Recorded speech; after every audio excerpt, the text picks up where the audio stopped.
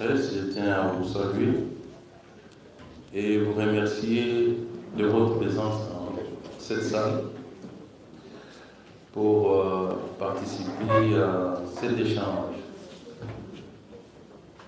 qui s'inscrit dans le cadre de la redevabilité citoyenne, nommé vice-premier ministre, ministre de l'Intérieur, de la Sécurité et des Affaires coutumières. Je vais instaurer un système de communication régulière pour communiquer à vous de la presse, mais à travers vous, le peuple congolais, de ce que je fais, tout ce qui se passe dans mon secteur. Aujourd'hui, je vais faire les points sur la situation sécuritaire et sur les enjeux politiques de l'ère dans notre pays. Mon exposé comprendra 3 points comme vous pouvez les deviner. Je vais sommairement donner la situation sécuritaire du pays et les mesures préconisées par le gouvernement de la République dans les domaines. Je vais évoquer les enjeux politiques de l'ère et puis je donnerai une conclusion. S'agissant de la situation sécuritaire dans notre pays, nul n'ignore que notre pays est occupé dans sa partie est. Quelques-uns de nos territoires sont occupés par l'armée rwandaise sous couvert du mouvement terroriste dit M23. Cette situation a engendré beaucoup de morts, beaucoup de violations des droits de l'homme,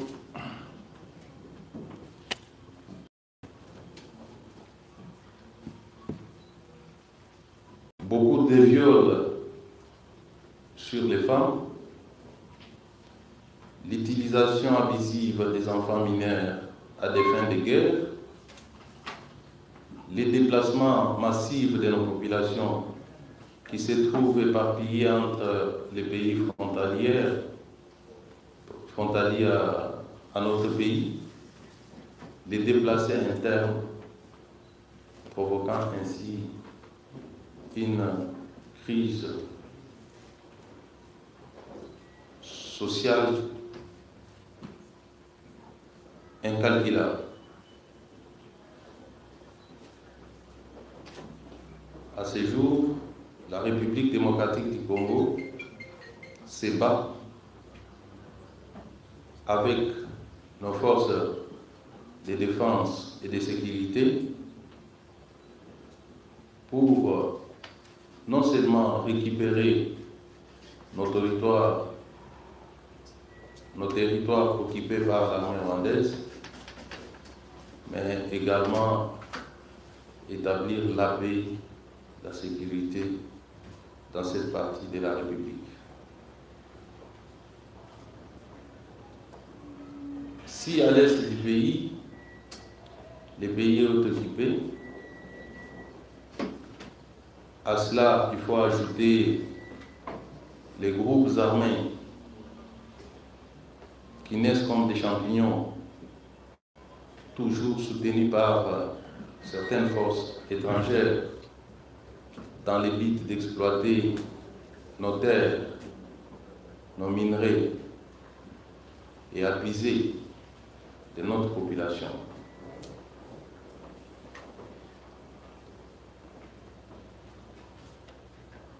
Cette situation d'insécurité semble ressurgir dans la partie ouest où nous sommes aujourd'hui. L'insécurité à l'ouest du pays est effective, avec le phénomène Mobondo qui a connu sa naissance à Kwamut dans la province de Malindombe. Ce phénomène s'est étendu dans la ville de Kinshasa et particulièrement dans la commune de Maluku. Elle s'est étendue dans le Congo ainsi que dans le Congo central. Je pense que tout le monde sait ce qu'on appelle Mobondo. Ce sont des jeunes gens qui sont initiés, qui pensent qu'ils sont invulnérables à des balles. Ces gens s'attaquent à tout ce qui est symbole de l'État. Ils s'attaquent à nos forces de sécurité et de défense. Ces gens tuent la population civile, incendient des villages entiers. Et à la base, il y a un conflit à la fois des terres, mais aussi coutumier. Les renseignements à notre disposition indiquent l'implication de certaines personnalités politiques et notabilités qui entretiennent ce conflit, je vous l'ai dit, qui intoxique des populations, qui les incite à massacrer les autres, croyant ainsi fragiliser les institutions de l'État et saboter l'autorité de l'État. Ces hommes politiques se recrutent dans certains partis politiques qui siègent au Parlement.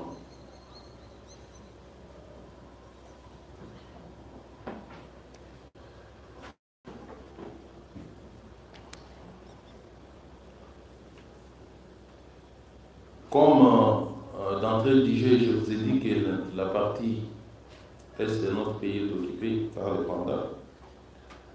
Aujourd'hui, nous constatons le renforcement des troupes rwandaises et constatons une volonté manifeste du Rwanda de poursuivre des attaques dans des étendues beaucoup plus larges que celles qu'il occupe aujourd'hui. Et donc, l'insécurité de l'Est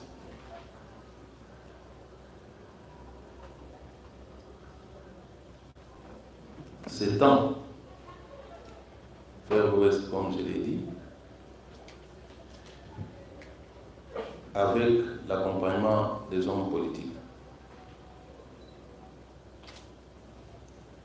Je pense que je pourrais revenir dans les détails si jamais vous cherchez à en savoir un peu plus.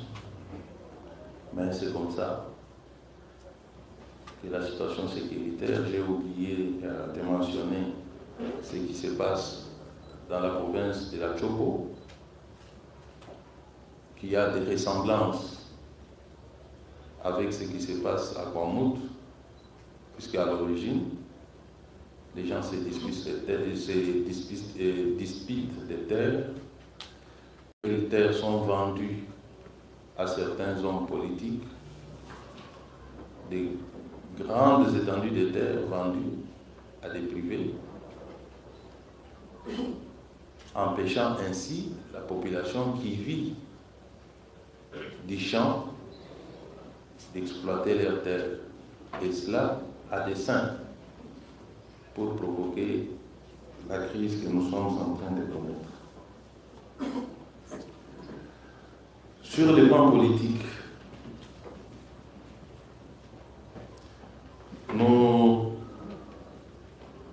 l'actualité est dominée par les processus électoraux tels qu'engagés par la Commission nationale électorale indépendante. Je pense que vous avez suivi dans les médias que la CENI était passée me visiter avant-hier pour me déposer cet avant-projet de loi portant adoption de la répartition des sièges par circonscription électorale pour les élections législatives, provinciales, municipales et locales. C'est ça. Tout ça, c'est l'avant-projet que la CENI m'a déposé. Au moment où je vous parle, une réunion gouvernementale est convoquée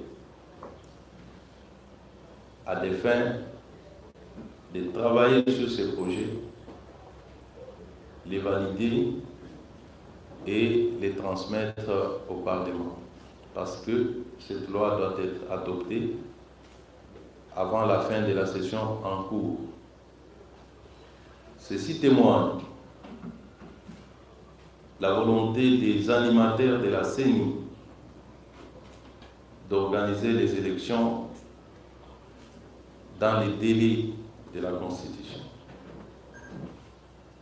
Ici, je tiens à souligner également la volonté du gouvernement de la République à accompagner la Commission électorale nationale indépendante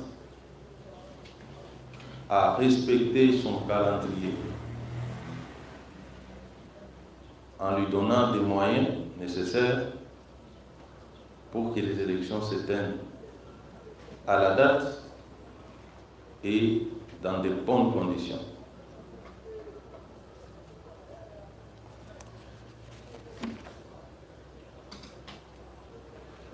Je vais ici dire que le processus électoral est irréversible. Pendant qu'il y a une frange de nos compatriotes pense que le processus va s'arrêter pour revenir dans l'ancien système de partage des gâteaux, de partage du pouvoir équitable et équilibré, afin que chacun ait sa portion qu'il va gérer comme il l'entend. J'affirme, pas avec force, mais avec conviction, que le gouvernement de la République entend apporter tous les moyens nécessaires pour que les élections aient lieu, sans passer par ce que nous appelons ici chez nous un quelconque glissement, afin que le peuple congolais puisse se choisir ses dirigeants pour que ceux-ci appliquent les projets de société sur base desquels ils vont être élus.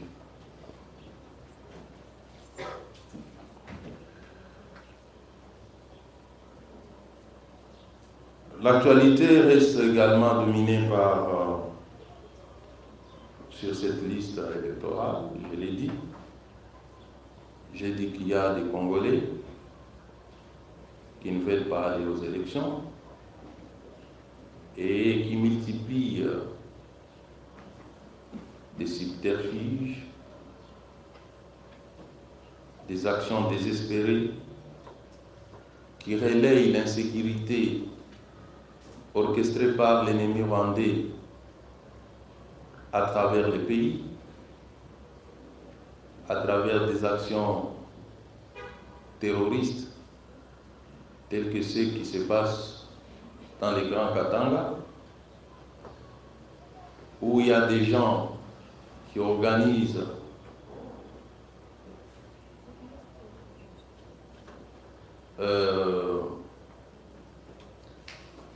des actions terroristes pour tuer la population, les mettre dans des sacs, les jeter dans les quartiers populaires afin de provoquer la psychose au sein de la population. Et ils ont décidé cette fois-ci d'amener la même pratique à Kinshasa à travers des organisations, des manifestations non autorisées dans les buts de provoquer la violence, les tueries, qu'eux-mêmes orchestrent afin de mettre sur les dos du gouvernement de la République.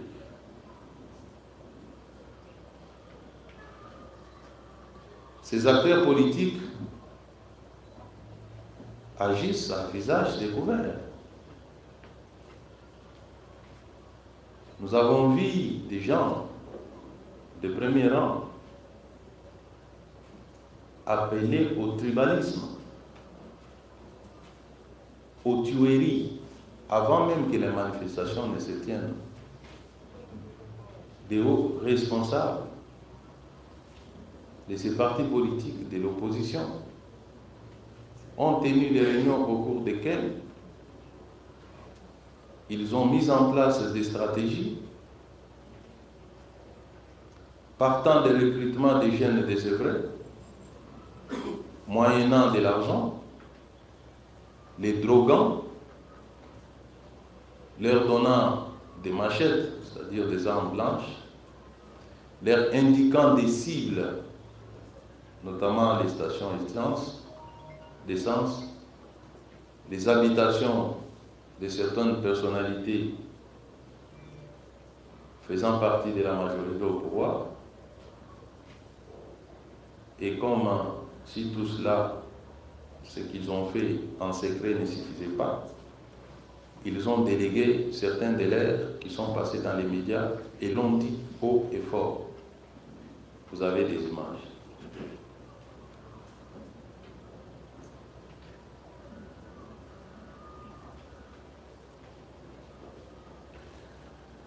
Face à cette situation, le gouvernement de la République, garant de l'ordre public et de la paix sociale, n'entend pas se laisser faire. Le gouvernement de la République n'entend ni se laisser intimider, ni se laisser faire du chantage que nous voyons ces derniers jours.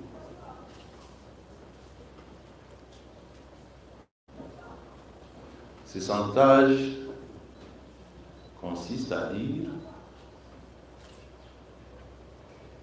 le pouvoir Tshisekedi, c'est un pouvoir dictateur, c'est un pouvoir qui opprime sa population, qui étouffe les libertés de pensée et de manifestation, qui envoie sa police commettre des bévues, et je l'ai vu, relayé par tous les médias,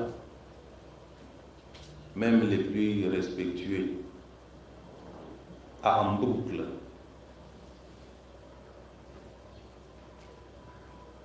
Et ce qui est à déplorer dans cette campagne médiatique, c'est que certains professionnels des médias ont perdu le sens de l'équilibre dans la diffusion des informations.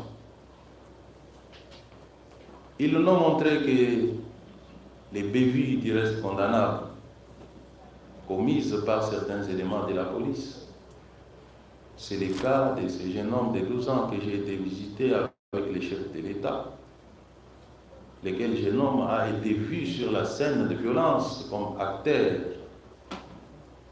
Vous avez des images. qui a été appréhendé par la police, bon, certains éléments de la police, mais qui se sont mal comportés, compte tenu de l'âge de l'enfant, quels que soient les crimes qu'il aurait fait, cet enfant n'a pas mérité le traitement qui lui a été infligé. L'ordre a été immédiatement donné pour que les auteurs de ces forfaits soient arrêtés et déférés devant la justice. Et les images existent. Les médias, certains médias,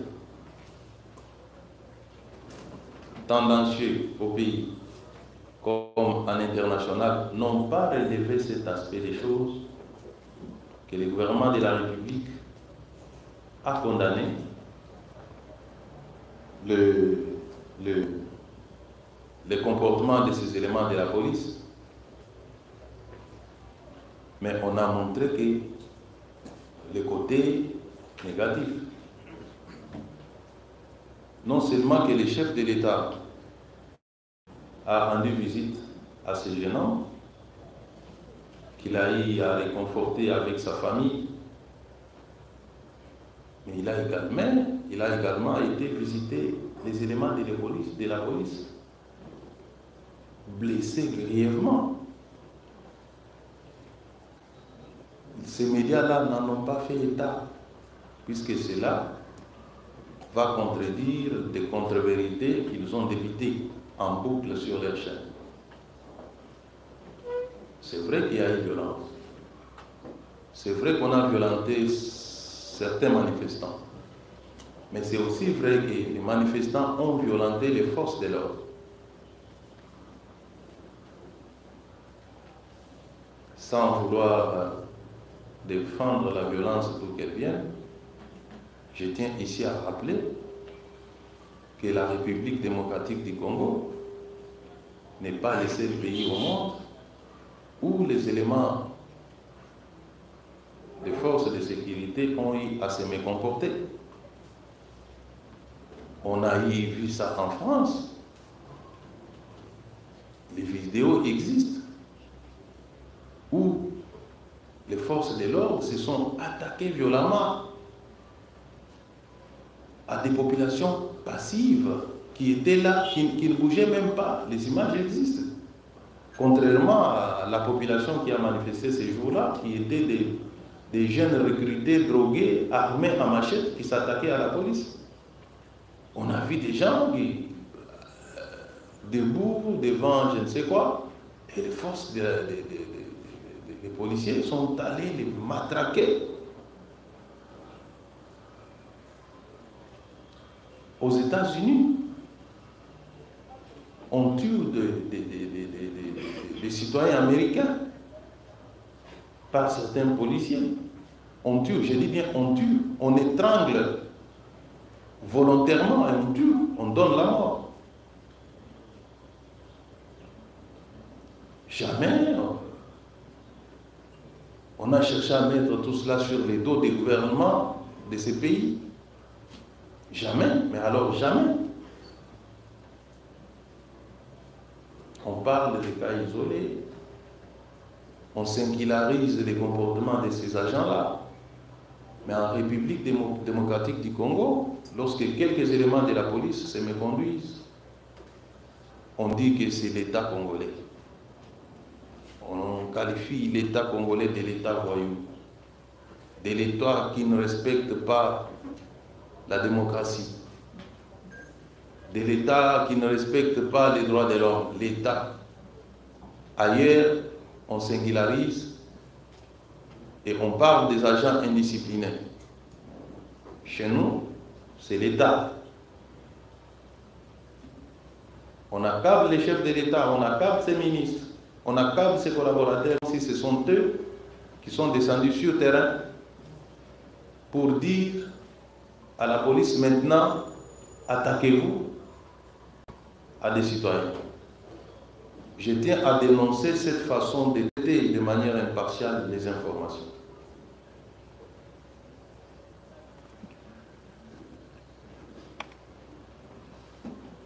Le maître mot, c'est que le gouvernement congolais ne cédera pas chaque fois qu'il s'agira de maintenir l'ordre public dans ce pays, parce que le maintien de l'ordre public, c'est un devoir sacré pour tout gouvernement. On ne laissera personne, mais alors personne s'aimer la désolation et la mort dans nos populations au nom de sa liberté d'opinion ou de ses convictions politiques. On ne laissera personne le faire. Je veux que cela soit retenu de tous, parce que c'est ce qui se fait partout au monde. Jamais un État n'a laissé des bandits venir saccager les habitations des gens, s'attaquer à des paisibles citoyens. Il y a une journaliste que le chef de l'État a visitée qui a été attaquée par des manifestants au motif qu'elle serait proche du pouvoir. Mais j'ai vu dans les reportages de certaines chaînes internationales, on a présenté cette journaliste que moi, accompagnant les chefs de l'État, nous avons visité et qui nous a indiqué qui l'ont attaqué et pour quel motif. C'est-à-dire les manifestants, les gens de l'opposition, qui se sont attaqués à une femme journaliste qui ne faisait que son travail. On lui a ravi sa caméra et tout son équipement, au motif qu'il est proche du pouvoir. Les journalistes internationaux, ils n'ont pas vu ça. Ils l'ont vu, mais ils ont voulu mettre tout sur les dos du gouvernement. Cette façon de faire est injuste. C'est ici l'occasion d'interpeller les institutions d'appui à la démocratie, les ONG des droits de l'homme. Votre rôle n'est pas seulement d'accompagner la violence pour faire les bilans.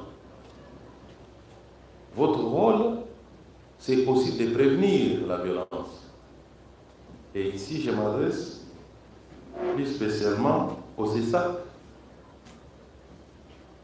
qui doit réguler l'espace médiatique dans notre pays, où nous voyons des plateaux de télévision offerts à des individus qui viennent appeler à la violence, et cela pendant de longues minutes. Aucune organisation des droits de l'homme n'a eu à condamner ces discours qui se répandent de plus en plus, dirigés par un groupe ethnique de notre pays, les Balouba. Aucun, à ce jour, n'a dénoncé ces comportements, entretenus par les ténors de l'opposition, stigmatisant une tribu, soulevant les 450 contre une seule tribu, et nous avons vu ça par les organisateurs de la marche. Et lorsque la justice du pays fait intervenir, on crie à l'acharnement, à la brimade, à l'étouffement des libertés d'expression. Et je ne me rappelle pas que dans l'histoire des nations, et surtout dans les nations dites démocratiques, jamais on a laissé les citoyens tenir de tels propos séparatistes.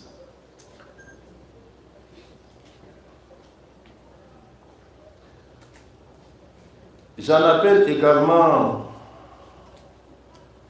à la Commission nationale des droits de l'homme, qui doit aussi jouer les rôles de prévention à travers l'éducation des masses. Dans cette masse, il y a aussi des politiciens que nous sommes. Nous devons apprendre à respecter l'autorité établie. La liberté des marchés est garantie par la Constitution. Je m'opposerai toujours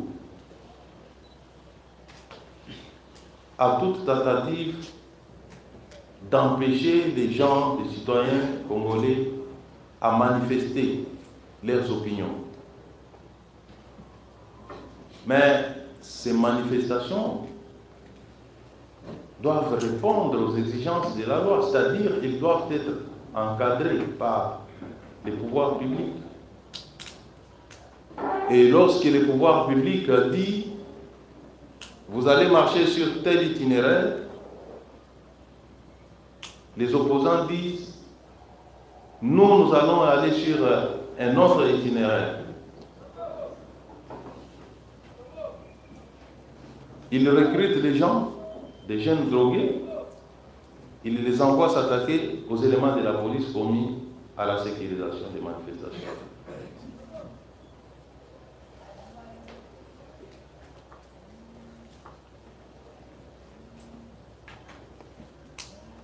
Le gouvernement de la République qui n'entend pas se laisser faire utilisera tous les moyens légaux pour que les lois et règlements de la République soient respectés. Ça, vous pouvez compter sur moi. Nous appliquerons tous les moyens légaux à notre disposition pour que l'ordre public soit préservé, que la sécurité soit assurée à tous les Congolais de manière égalitaire, sans discrimination aucune.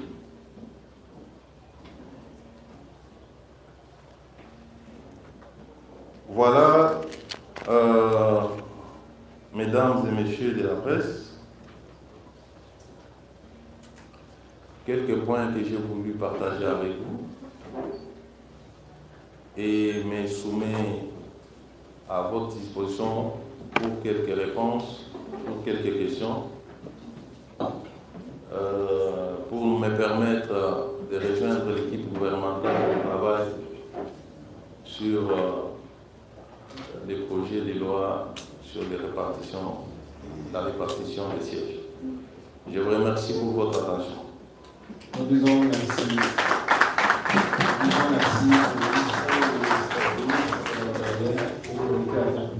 Pour cet exposé combien riche pour les chiffres de la publique que nous sommes. À présent, Excellence, avec l'évaluation, nous voulons passer à l'étape des questions-réponses.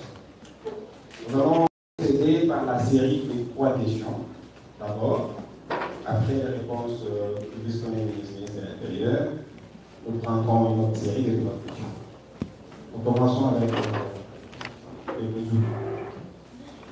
Vous déclinez votre identité et votre...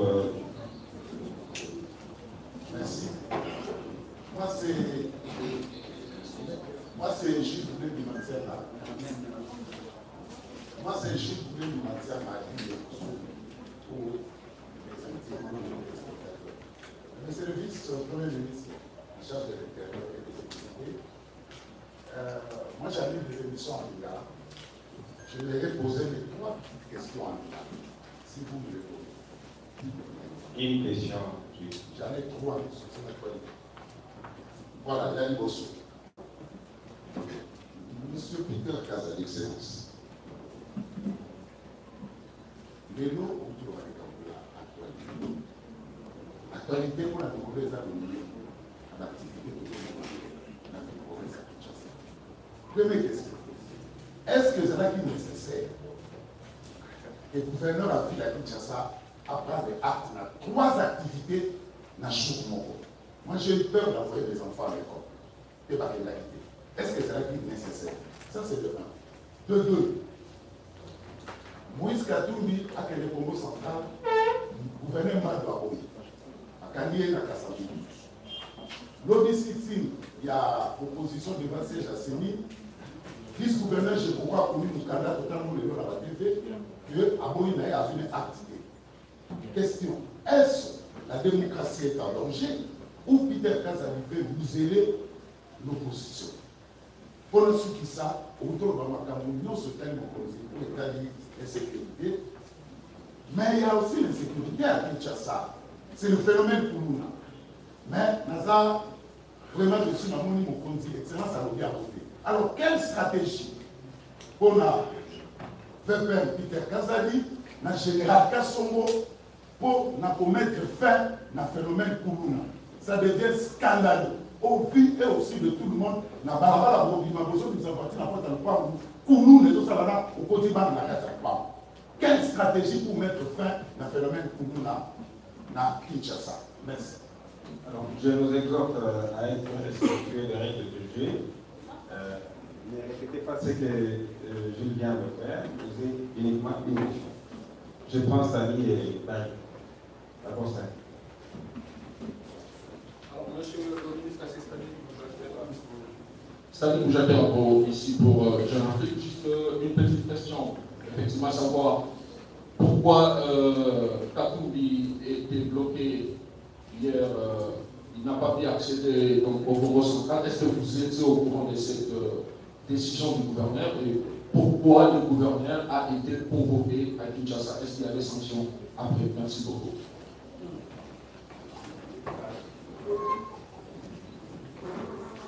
C'est Barik Bouema, Radio de Congo FM. Une seule question. Monsieur le ministre, vous avez dit que l'insécurité s'étend de l'Est vers l'Ouest avec l'accompagnement des hommes politiques. Vous êtes vice-premier ministre en charge de l'intérieur, mais vous êtes surtout au cadre de l'UDPS. Au sein de votre parti, vous avez une structure qu'on appelle Force du Progrès à la base de beaucoup d'actions ici à Kinshasa. Qu'est-ce que vous comptez faire pour mettre fin aux activités de cette Force du Progrès dans les pays? Merci. Nous accordons la parole au ministre de l'Intérieur pour cette première série. Après, nous partons la parole au ministre. Excellence.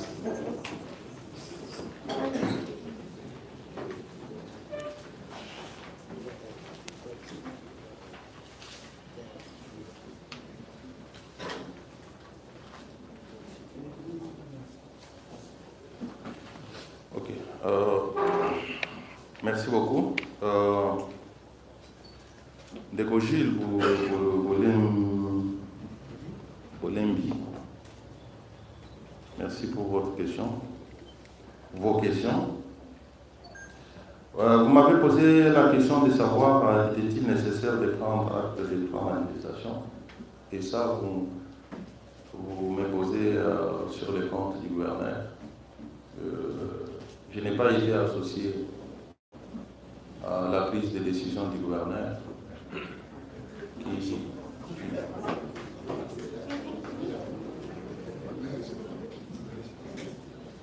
qui gère la province conformément aux lois du pays et surtout à la loi portant l'autonomie, je pense,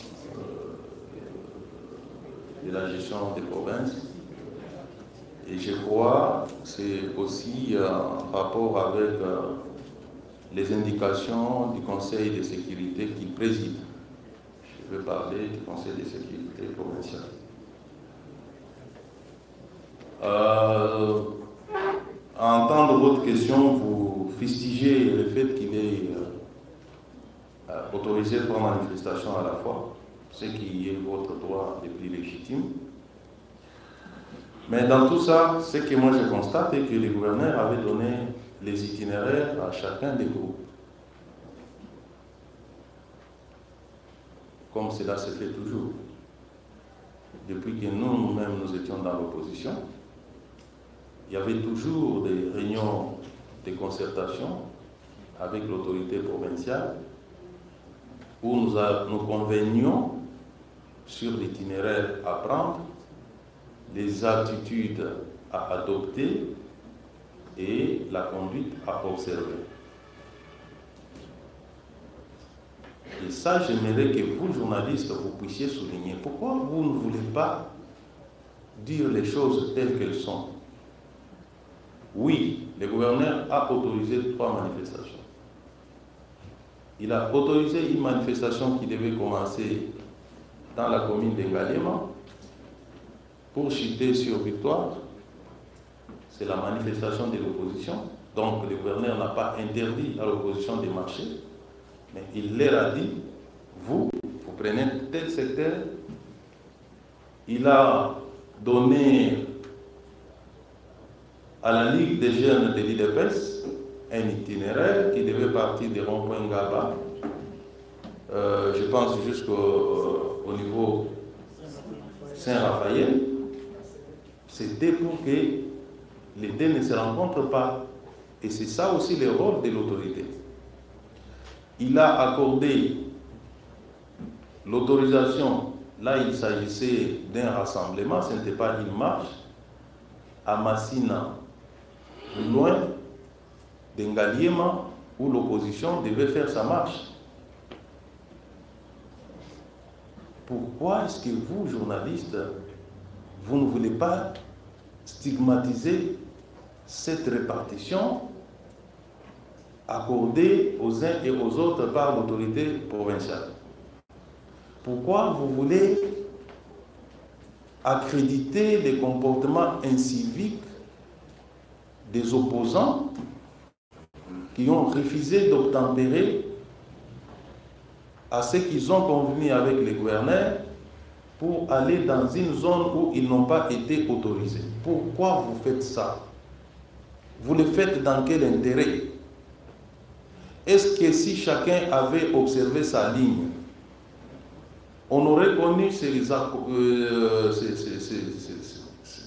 affrontements? Moi, je pense non. Moi, je dis plutôt, le gouverneur était intelligent, démocrate, puisque s'il avait refusé aux uns et accordé aux autres, on allait dire que voilà, il a privilégié tel au détriment de tel. Il a dit, ok, vous voulez marcher? Rappelez-vous, avant cette marche, il y a eu une marche qui était projetée, je pense, le 13. Au cours de cette réunion, le gouverneur a fait état de ce qu'il y avait 3 marches programmées le même jour sur les mêmes itinéraires. Il a voulu les partager en proposant à l'opposition de manifester les 18 pour laisser la date du 20 aux autres organisations politiques. Ça, vous ne voulez pas le dire. Et c'est l'opposition elle-même, sans concertation avec les gouverneurs, qui va annoncer que sa marche sera aussi le 20. Il faut dire ça à l'opinion.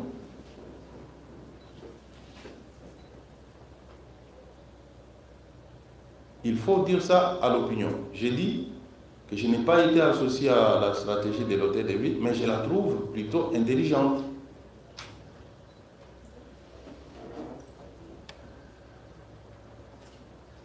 On a empêché Moïse Katumbi d'aller au Congo central. Peter Kaza devait museler la démocratie. Voilà les langages. Quand ça se passe en France, on ne cite aucune autorité. Quand ça se passe aux États-Unis, où on étrangle des citoyens par des policiers, on ne cite aucun responsable. Mais quand ça se passe au Congo, dans le Congo central, on cherche Peter Kaza à Kinshasa. C'est ça le Congo et les Congolais. Il faut toujours trouver des gens. Monsieur Jules Boulembi, je tiens à vous parler, ma main sur le cœur, que je suis un produit d'une longue lutte démocratique. J'ai subi des brimades, des privations, pour que mon parti IDPS arrive au pouvoir. Les fonds de notre combat étaient fondés sur l'établissement d'un état de droit, d'une véritable démocratie, fondée sur la liberté d'opinion et d'expression. Et je suis ancré dans cette idéologie fortement de manière que personne ne saura me départir, puisque j'y suis resté depuis ma tendre jeunesse jusqu'à l'âge que j'ai aujourd'hui. Je ne marcherai jamais contre la démocratie. Il y a des gens qui fomentent des accusations. Il a fait ceci, il a fait arrêter des gens, il a tué des gens, il a confisqué les maisons des gens. De toute ma vie, je n'ai jamais volé, je n'ai jamais tué, je n'ai jamais détourné l'argent de l'État. Je suis avocat de profession. Ce que je sais mieux faire, c'est de défendre les droits, de défendre la démocratie. Et je le ferai jusqu'à la fin de mes jours. Alors vous pouvez bon monter des stratagèmes pour m'avoir, vous ne m'aurez jamais. Là où vous m'attendez, là, vous ne me trouverez pas. Vous monterez des montagnes de mensonges. Ces montagnes vont se fondre demain.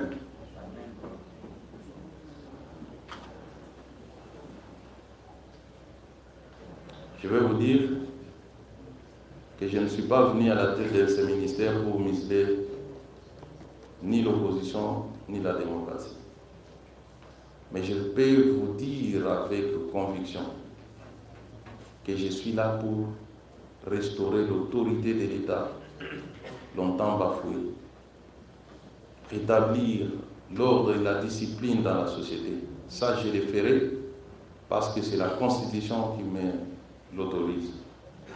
Si pour vous, appliquer strictement la loi est un crime, là j'accepterai d'aller dans la prison que vous allez me construire pour avoir appliqué les lois et règlements du pays.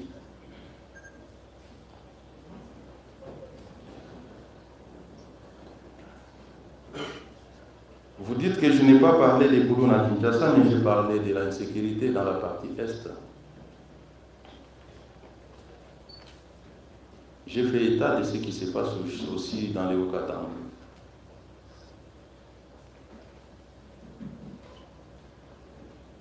Le phénomène Mobondo aujourd'hui est aussi infiltré par des Koulouna. Il y a une stratégie qui est mise en place que je ne saurais pas vous dire ici malheureusement.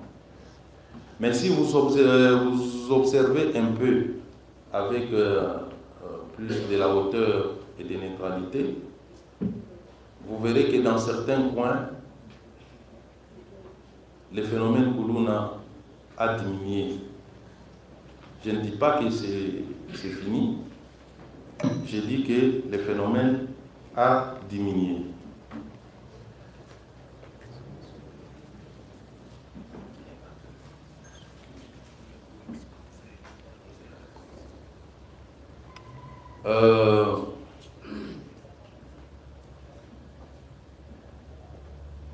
Le phénomène Koulouna est en train d'être combattu.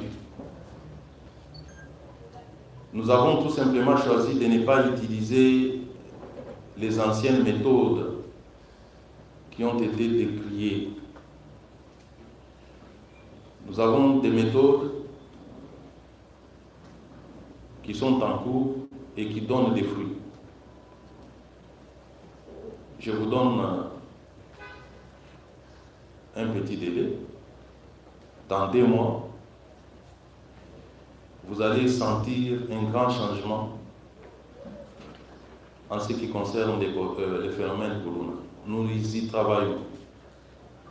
Parfois, je quitte mon bureau pour aller sur les lieux où ces exactions se commettent. Pas plus qu'avant-hier, j'ai été à Makala.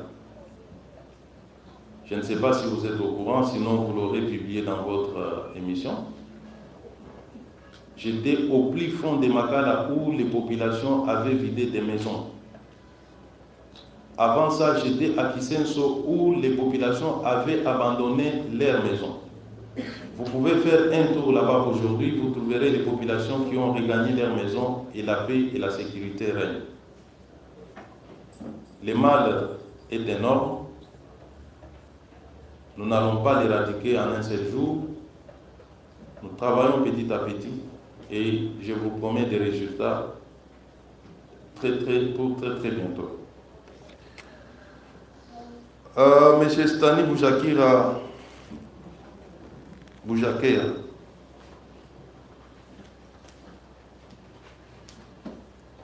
me demande pourquoi M. Katumbi était empêché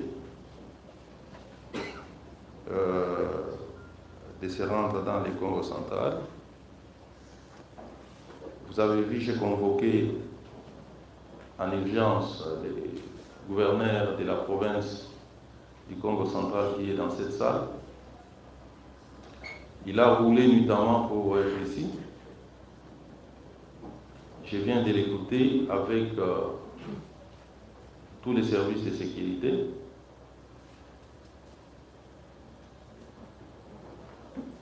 Il nous a expliqué, comme l'atteste sa correspondance adressée aux manifestants, il m'a laissé entendre que, d'ailleurs c'est là consigné dans sa lettre, qu'il n'a jamais refusé l'organisation des manifestations dans sa province, mais qu'il avait posé quelques préalables, notamment à journée de 2 jours, je pense que c'est ça, monsieur le gouverneur, la tenue de la manifestation, indiquer les lieux sur lesquels ces manifestations devaient se tenir, et cela après Conseil de sécurité provincial qui a fait état, je me permets de vous le dire, c'est le rapport que je reçois du gouverneur, mais qui m'ont été donnés avant toutes les marches par nos services. Il y avait également recrutement des jeunes venus de Kinshasa pour faire la même chose. Vous êtes sans savoir que l'encadrement des manifestations de grande ampleur commande beaucoup d'effectifs de la police, ce qui commande également beaucoup de moyens financiers. Compte tenu du temps imparti, monsieur le gouverneur n'avait pas encore réuni les moyens financiers pour pouvoir disposer un nombre suffisant d'éléments de la police pour encadrer ces manifestations. C'est ainsi qu'il avait demandé aux organisateurs d'ajourner de 2 jours seulement. Ils ont refusé. Les courriers du gouverneur, je pense qu'il l'a mis dans les réseaux sociaux, ça suffit. Pourquoi est-ce que vous refusez d'exploiter ça? Pourquoi ce que le pouvoir dit est ignoré superbement pour ne créditer que la thèse de l'opposition? Pourquoi? Nous savons que l'opposition en face de nous a beaucoup de moyens. Nous savions comment il y a des journalistes qui sont payés mensuellement.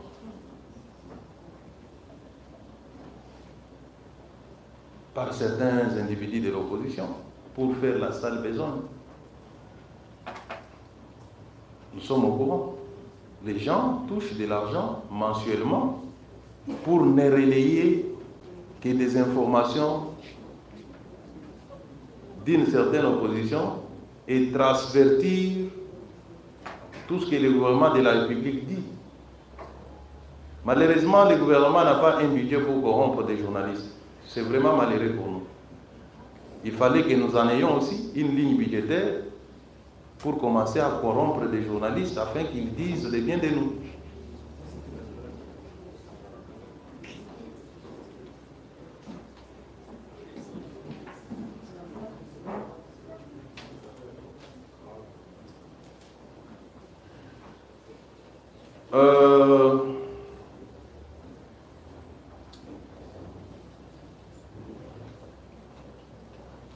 On a parlé des forces du progrès.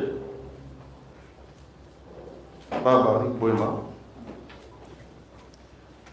Mes chers amis de la presse, je suis natif de l'IDPS.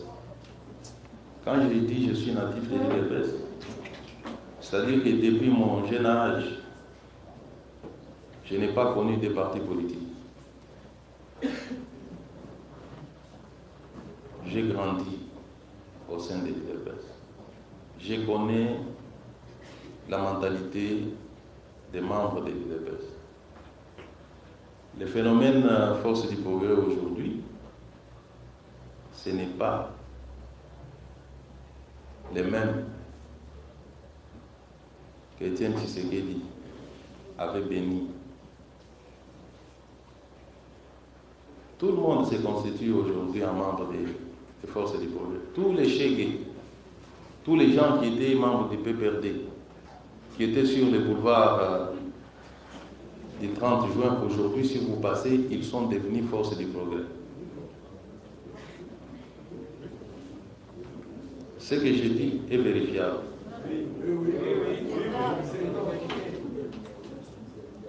Ces gens-là sont parfois manipulés par des opposants. J'ai oublié de vous dire une chose qui va peut-être vous choquer, que même certains de nos policiers ont été manipulés.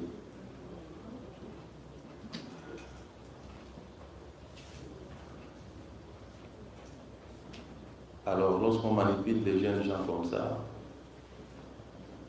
ils commettent des exactions. Ceux qui arrachaient des téléphones des gens en ville à l'époque, aujourd'hui, ils sont revêtus de l'étiquette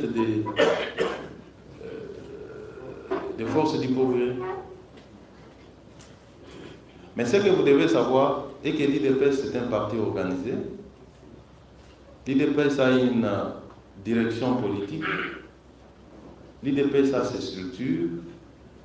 Lorsque la Ligue des jeunes de l'IDPS a voulu marcher, elle s'est adressée à l'autorité urbaine, elle a marché, et là, des responsables qui sont connus. Si des bandits s'organisent et empruntent les noms des forces du progrès pour commettre des exactions, ils vont nous trouver sur leur chemin. Les forces de la police, les forces de sécurité vont les neutraliser. Ça, vous pouvez être sûr. Je crois avoir répondu à cette série de 3 questions. S'il y en a 3 encore, on va s'arrêter là parce que je suis entendu, vous avez vu les gens m'essouffler. On m'attend pour défendre la loi ici à côté de moi. Merci. Alors, vous avez suivi, je vais citer votre indépendance. J'ai pu identifier Kikou Moloba, Tate Joël Nanga et Jean-Patrick.